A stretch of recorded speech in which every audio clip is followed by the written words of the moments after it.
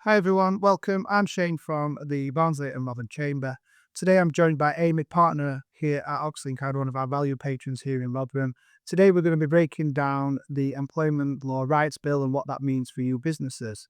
So welcome Amy, please introduce yourself. Thanks so much for having me, Shane. I'm Amy. I'm partner over at Oxley Coward. I head up the dispute resolution team, which deals with all of the employment stuff, both for employees and for employers. Brilliant and welcome. So let's start very simply. So what is the Employment Rights Bill? What do businesses need to know? I know we're going to be covering many topics today, but what does it mean in a nutshell? Okay, so essentially, it is probably one of the biggest bits of law that's come in to change employment statuses and the laws that apply in the last few decades. It's certainly the biggest thing that I've seen during my career, and I've been with Oxley Coward for 18 years. We're going to touch on just a couple of the topics that it covers because they are vast. There's a lot of information that's out there, which I know you're going to be putting out over the next few months. So we're going to take a selection of those, the ones that are probably going to mean the most and are going to have effect on pretty much everybody that's out there. Brilliant. So businesses don't need to fear it, they just need to be prepared and ready for it. Is that probably the message? Yes, most definitely. Prep in advance, make sure you've done a bit of reading, you start looking at what you're doing now and how you can prepare for it coming forward. Well, thank you. We're going to jump straight into our first topic, which is unfair dismissal. It's coming up into effect in January 2027. Amy, what does it mean to businesses? So it's one of the things that I think is probably going to be one of the most impactful. Reason being, we've had changes in the past over how long people have to be working for an employer before they can bring a claim. And that's provided employers with quite a lot of protection in the past. Used to be 1 year that people needed to be working for somebody before they could bring an unfair dismissal claim. It then went up to 2 years. It's been there for quite a while now. And they're actually looking at bringing it down significantly and going down to a 6-month period before people can bring a claim. It means you've got a really short window before somebody ends up in that area where they can start looking at bringing claims against you if you dismiss them and they're not happy with the reason for that. So there's two things there for me that stand out.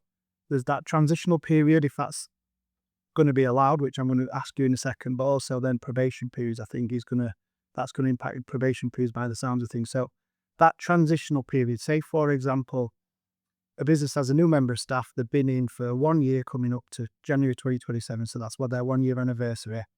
How does that work? Do they get a transitional period into the new law, or does it just hit it straight away? Unfortunately for employers, there isn't a transitional period as such. Effectively, anybody that reaches that 6-month period of employment after the 1st of January when it comes in, they're automatically going to get that protection. So if you're at 1 year now, you don't have to wait to 2 years because that's the rule that's in place at the moment. As soon as you get to January, you're going to be able to bring a claim. Anybody that isn't a 6-month period when they get to January, as soon as they hit 6 months, they get that protection. Yeah. Okay, that makes sense, I think, in my head. Yeah. So in terms of how we manage staff and those probation periods, like I've already mentioned, that seems like it's going to change ever so slightly. If you've got a solid induction process, you're onboarding that new member of staff, that's great.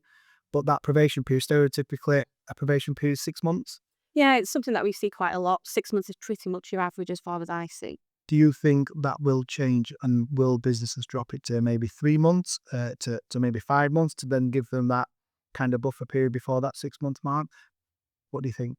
I think it's something definitely they ought to be reviewing. I think that's one of the main things that people are going to have to look at. And it's really about not just having the probation period set correctly at the right amount of time, but also then looking at managing it and implementing it properly. So if you had your probation period at 6 months, you're really going to be at the point where they get those unfair dismissal rights. And if you just so happen to have tripped over that because somebody's on holiday, you don't get round to it quite in time because people have been too busy, you could find yourself falling foul and ending up with a potential claim against you where if you'd have acted a little bit sooner, you'd be outside of that. So I would definitely say you ought to be looking at whether or not you want to reduce those periods. Shortening them, taking them down to kind of 3 months, 4 months. You have to look at what's reasonable for your own work and your own staff. Different periods are going to be needed for different people to, I guess, to try and find out whether that person's a good fit. There's no point taking the probation period down to kind of a 1 month period if that's not going to be sufficient for you to work out whether or not that employee is the right one for you, and if they're the person where they think that you're a good fit for them. So I would say definitely look at reducing it. Also look at how you manage that. It's about making sure that you're on top of that management. Don't just have it there in a contract and not think about it until you get to the point where it's due to expire. You really need to be making sure that you're having regular meetings with your employees, see how they're getting along all the way through. I would suggest look at it every month, just do a bit of a sit down, see how they're progressing, highlight any areas where you think there needs to be some improvement, and then make sure that you take action if there is things that you end up kind of highlighting that you want to improve. Yeah, it sounds like, so 2 years to me sounds that's what it's always been. So I get the 2 year period. However, that seems a little bit long for me. You kind of know if that member of staff is going to be successful in that role or not within that 2 year period. But reduce it to 6 months. Sometimes people are just finding their feet in that role within that period, depending on what role it is. Yeah. So it seems like it's a little bit harsh on the employer. What I'm probably seeing, if you like, coming up to this act or this change is very much a spike in business owners almost relieving members of staff of their duty before that 2 year mark. Do you think that's what's going to happen? I definitely think that I'm going to see an increase. Historically, I think people tend to be a bit lackadaisical over actually managing the staff. They think they've got a 2 year period. It gives them a lot of time and a lot of wiggle room, really, to look at letting people go after quite a long period of time without too much comeback.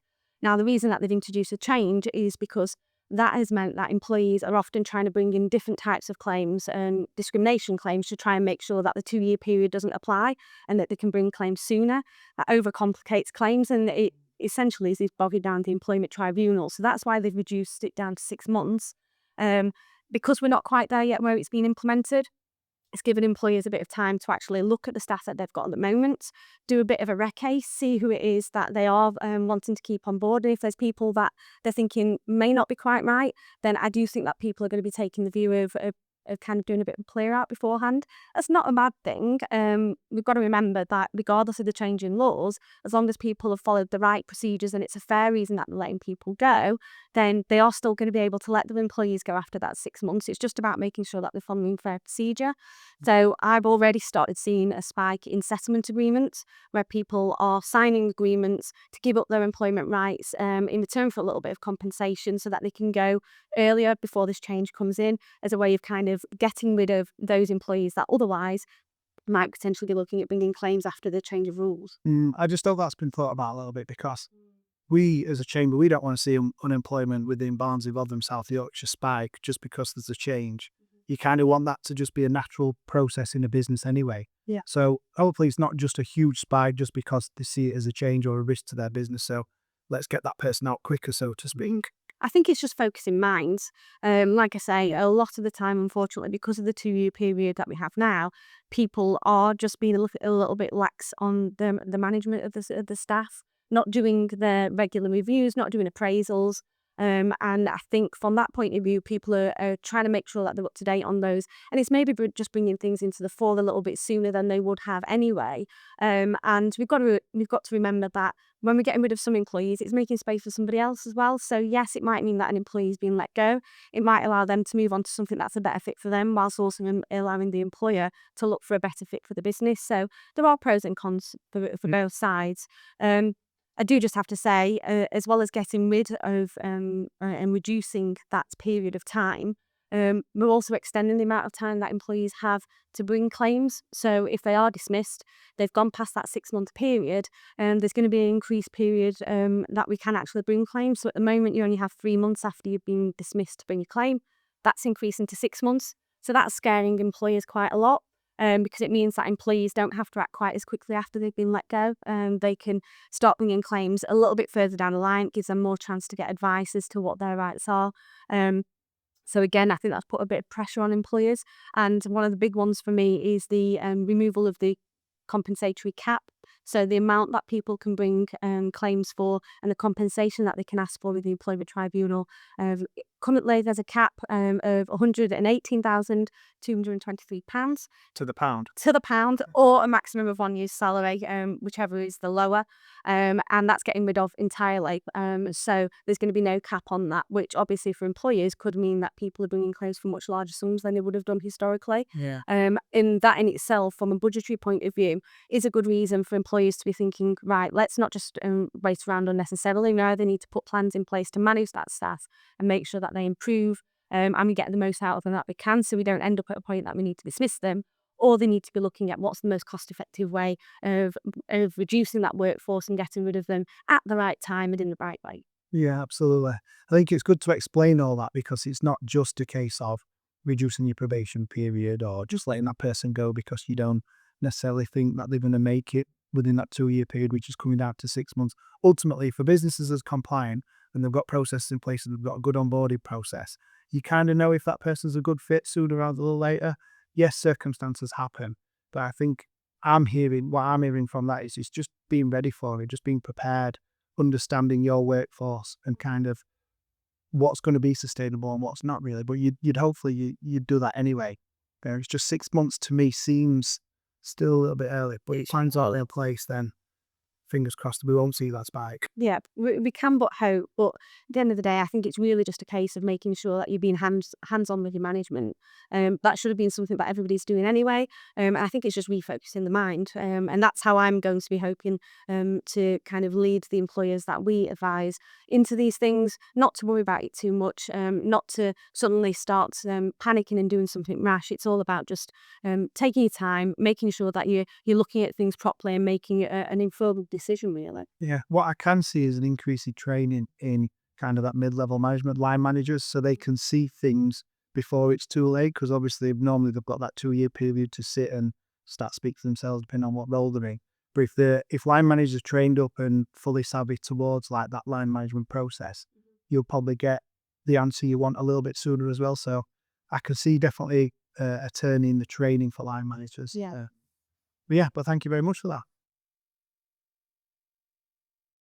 We're going to move on to our next topic, which the first word I can't even say properly, but statutory sick pay. So we'll say SSP to make it easier for me. So this is more of an immediate change. It's coming in April 2026. Mm-hmm. Is this employer-led or is it employee-led? And what I mean by that is that the changes around SSP, who do they benefit the most, if you can say that? Is it the employer or is it the employee? I think it's a good question, and the reality is it very much benefits the employee. And we're really looking at trying to make it so that more and more people can claim under the SSP and are getting paid out earlier. There's not those waiting days that we've been used to seeing, so it makes it very much more beneficial for the employee. It's trying to make sure that they're getting paid as soon as possible. So if it's employee-led by the sounds of that, so then what do businesses need to do or need to act to potentially? Do they need to review their sickness procedures? Do they need to look at their processes, their procedures, etc.? Yeah, most definitely. Most SSPs are covered off in a sickness policy. We're looking at in there saying when people need to be notifying their employers that they're going to be sick. Now, obviously, if they're getting paid on the first day of their sickness, I'm really going to need that notification to be a lot smoother and a lot cleaner and early on in the day.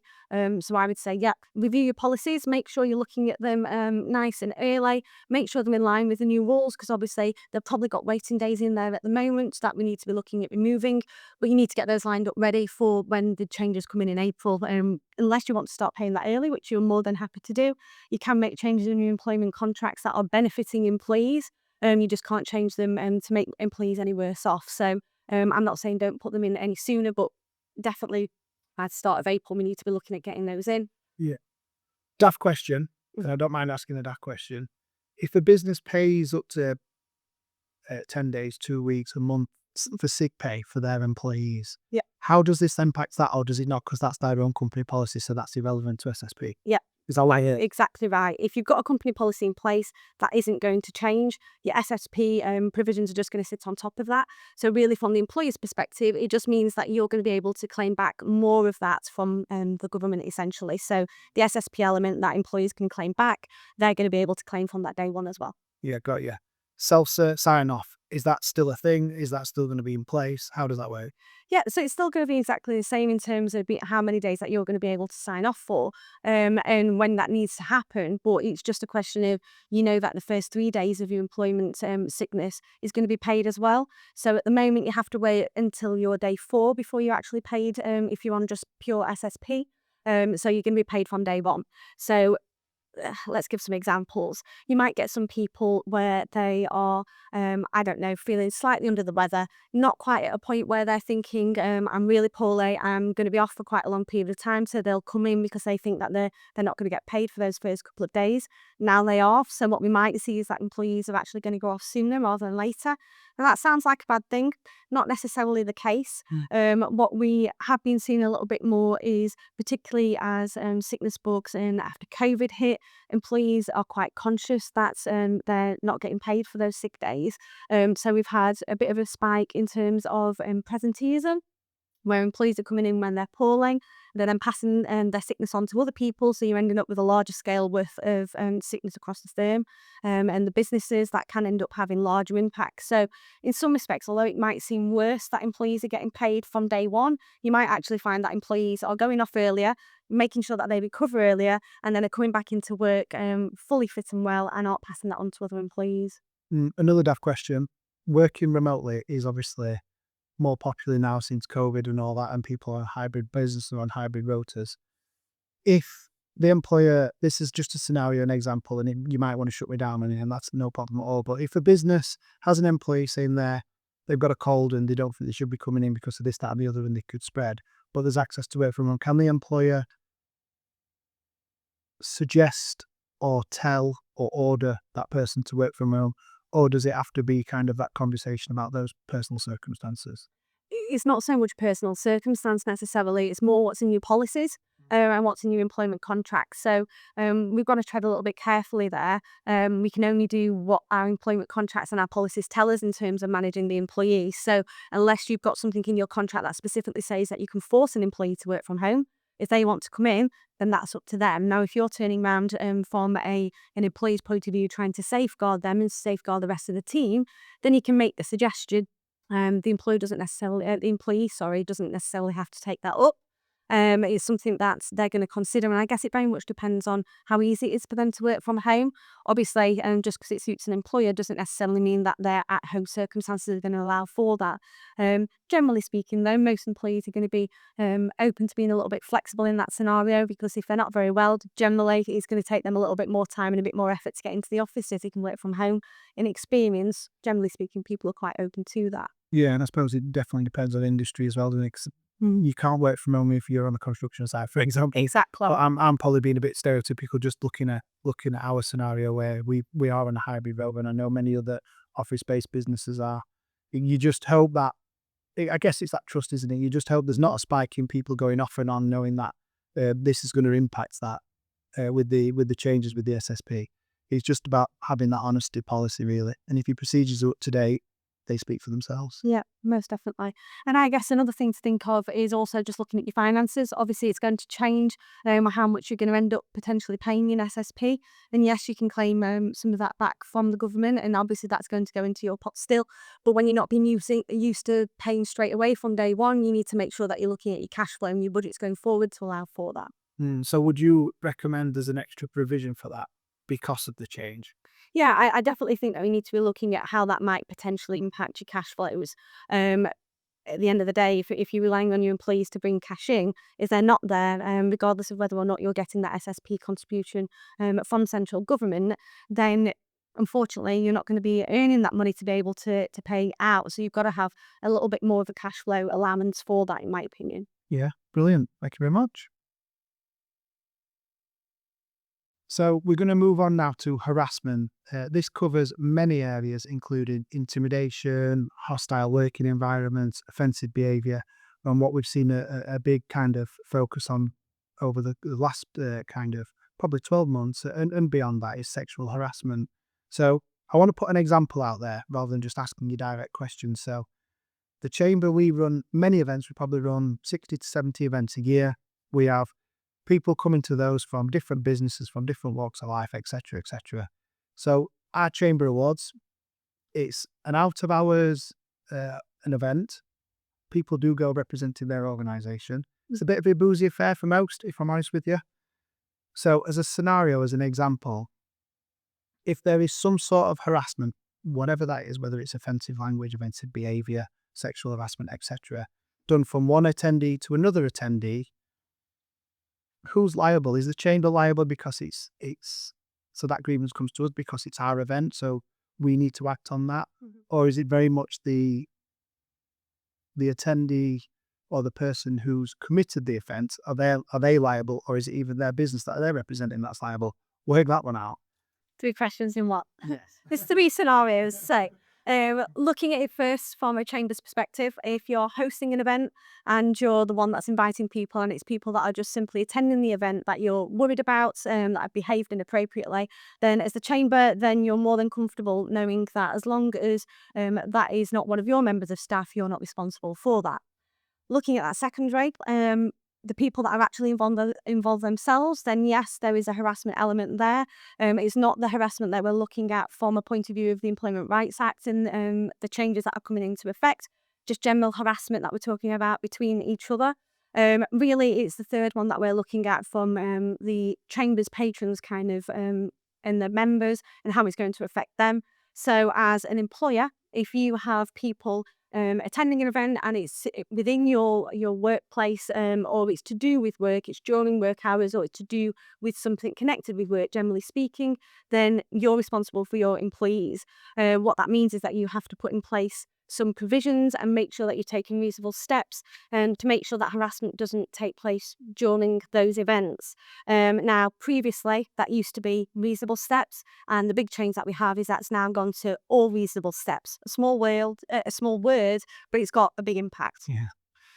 Reasonable. That keeps getting brought a hell of a lot throughout all of this around the employment law changes. So it's so subjective, in my opinion. Like what changes you make and what you see, what you deem harassment in some ways. Yes, absolutely, a crime is a crime, but sometimes a lot of it's subjective, and what you think might not offend me might offend somebody else who's maybe potentially in that environment or even listening. So how does that work? So if we're just having banter to us is banter, but to somebody else it might not be classed as banter. It might be offensive language, it might be inappropriate language or behaviours. How does that get worked out? Unfortunately, that's the jobs of the employment tribunal. That's why we end up with so many different cases that we follow and then have to try and work out how that's going to be applied going forward. Now, luckily for us, there is going to be some guidance that comes out that follows the Act, that sets out some of the parameters and steps that are expected to be taken. Some of those will include making sure that we've got policies in place, but not just having the policies on the paper, but actually following those up, making sure they're implemented, they're reviewed regularly, that they're bespoke to your particular workplace. And you have to do risk assessments to make sure that you're aware of what kind of risks are going to arise so that you can bespoke your policies accordingly. Then making sure that people have been trained correctly so that they know how to spot these things and how to behave appropriately in the workplace. You then also got to look at making sure that you've got correct whistleblowing procedures in place so that people are comfortable about bringing those things to the fore. We all saw with the Me Too movement, part of the problem with that is that people weren't willing to stand up and say when something had gone wrong. So one of the key things that employees are going to be looking for is making sure that the employees have got direct routes. They know who they need to complain to. They know that it's a safe place to be able to do that. And the new Act is also bringing in some protections that say that you are going to be specifically protected if you're bringing to attention somebody that has committed sexual harassment in some way, or you feel that you've been subjected to that. You're then going to get that whistleblowing protection the same way that you would with other protected characteristics. Looking into that, I'm just thinking again, going back to that chamber example, that there's some work for us to do as an organisation who host a lot of events. Maybe it's a clause, maybe it's a terms and condition, probably code of conduct's the right phrase for it in terms of putting on to an event attendee, when you're booking an event or when you're attending an event, this is how we expect you to almost act, represent yourself, represent your business, treat other people. Is that something that should be kind of rolled out, not just for event organisers, but for others? So you're thinking like, I'm kind of thinking of other scenarios in my head, Christmas parties being one, which is a standout thing around all this. Is that worthwhile that senior leader in that business kind of either talks in a staff meeting or emails everybody who's attending that specific Christmas party to say this is the code of conduct, guys? Yeah, I always think that that's going to be a good step. Like I said, there's no definitive right and wrong answers. We're going to be learning, it's going to be changing as it goes along, and guidance is no doubt going to change over the period. But I think you're never going to be criticised for making people aware of what your expectations are. So that's a good first step, because then you hope that people are actually going to pay attention to that and behave accordingly, rather than you then having to pick up the pieces and trying to do damage limitation afterwards. So I would say, yeah, look at codes of conduct. We've also seen that there has been suggestions of putting it in your terms of business. Make sure that if you've got terms of business that you send out to clients, that they are aware of what your expectations are, and how they're supposed to be treating your staff. Put it in your employment contracts so that that is made clear to your employees when they start. Remind your employees of that as you're going along, because if you've got staff that have been with you for a number of years, they might not have looked at their contract for decades. And the reality is you forget what's in there. So I would say make sure that that's reviewed regularly. Go through it in your appraisals. I know at work ourselves, we send out regular extracts from our handbooks. So the policies that we have in place, we circulate on a regular basis, just as a reminder, so that people know, even if they've not had to use the policies or look at them, that they are in there, and we can bring those kind of details to the fore. So I'd say anything like that's really good. Also putting things on websites, I've seen that happening.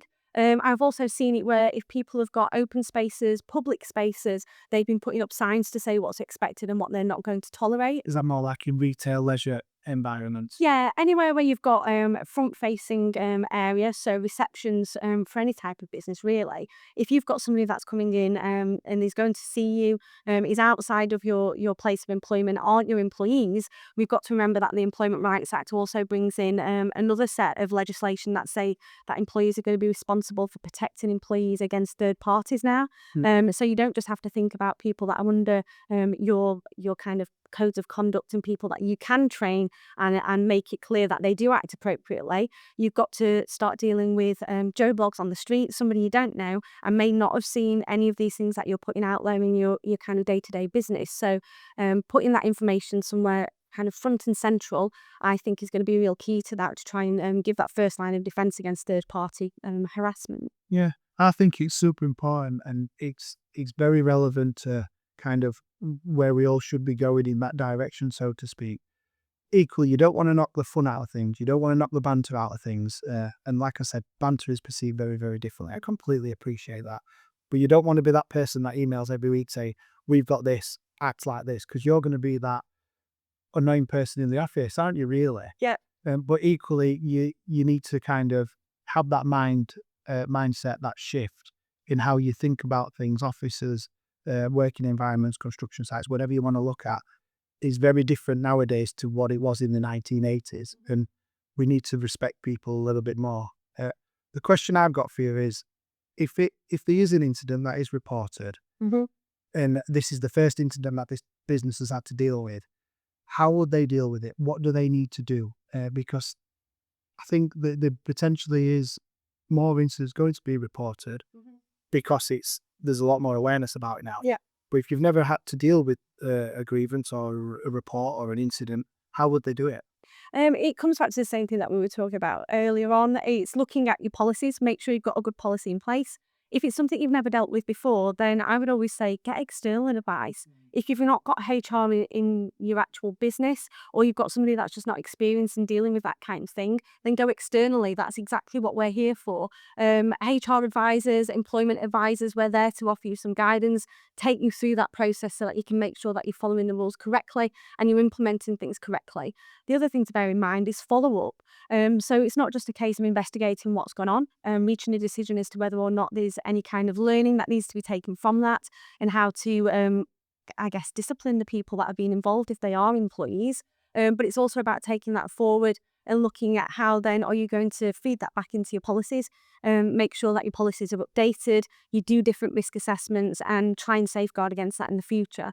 Because we can only deal with what we know about at this moment in time, and what you've seen and what you view as a perceived risk might change as things go on. The world changes, so we expect this to be a bit of a moving feast. And that's the whole point about this particular change, is they're expecting you to do this as an ongoing thing, Yeah. not to just create a policy, put it in a cupboard and then forget about it. It needs to be seen to be being implemented regularly Yeah. and changed and reviewed regularly. Otherwise, you're going to end up falling foul.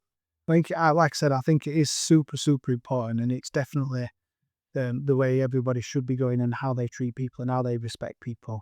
And if you're kind of in place and you've been on some external training, etc., then that'll all help. But I think you're right. If you are going through something that you've not been through before, get that external Yeah. advice.